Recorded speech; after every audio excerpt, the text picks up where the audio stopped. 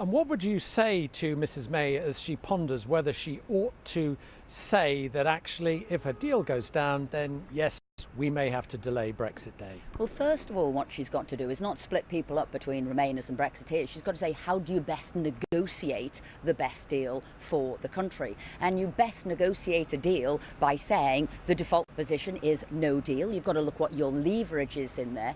And we always knew as it comes to the end of that negotiating period, you always knew it was going to get more and more difficult. But just as the EU looked like that they could give the Prime Minister what she needs to get her deal through, the last thing she needs are people within cabinet or otherwise and the opposition telling her to remove the no-deal situation. She has got to go forward with as much strength as she can to get the best deal for this country. And if the price to be paid for retaining that position is the resignation of ministers, so be it.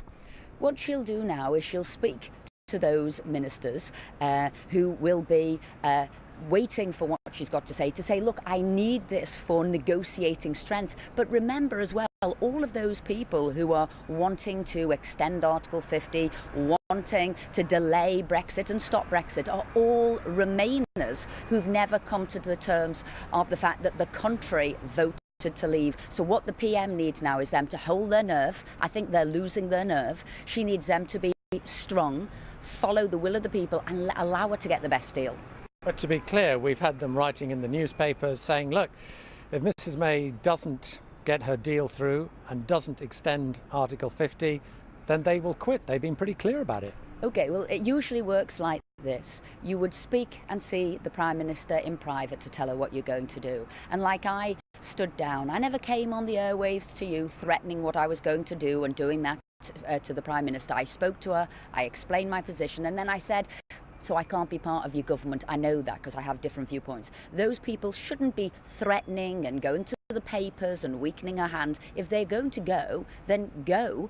And if you're going to stay, stay and support her. But this leaking and briefing to the papers is not on when we want our Prime Minister to be as strong as she can. The whole of a sort of Parliament on the 29th of January gave her that power, didn't we? All voted for the Brady Amendment. We all said the backstop has got to go, and she got then that support from everybody to go forward. These people now can't, as I said, I think they're losing their nerve. She needs their support, not for them to bottle on her.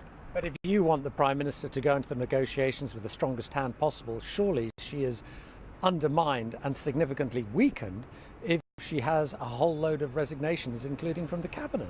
But they were people who voted Remain, some of them campaigned for Remain, and they've never understood that democracy only survives if the people on the losing side concede to the will of the people. The democratic vote of this country was to leave. Therefore, it is incumbent upon them to listen to the people. We are public servants. They've got to listen to the will of the people, go forward and support her. And how do you respond to the fears they have expressed about the damage no deal would do to the country? We've heard from the likes of Michael Gove, himself a prominent Brexiteer, saying food prices, for example, would have to go up if we left without a deal. And what we've said for a long time, you always had to do no deal planning. Unfortunately, some of the arch Remainers in cabinet didn't want to do some of the no deal planning. But the good news is it got done anyway. Civil servants are brilliant at going forward and getting this work done. However, what we've also said is come out on the correct date, the one that is in law, in statute. Don't try some clever way to circumvent the law and what's on statute. Come out. And should you need, it has different terms. Some people call it a bridging period. Some people call it a static period. But just like in a deal, we had an implementation period, which we were paying for, a hefty price, £19 billion. We would say in a no-deal situation, we come out, and then that allows a period of time that would allow people to sort out tariffs and move on. But always remember what the vote of the country was. That's all everybody's got to keep at the back of the mind, because going against democracy, going against the people when we are the people's servants doesn't bode well. Trust is at the heart of this. Democracy, trust, and us being good politicians to our people. Esther McVey, thanks very much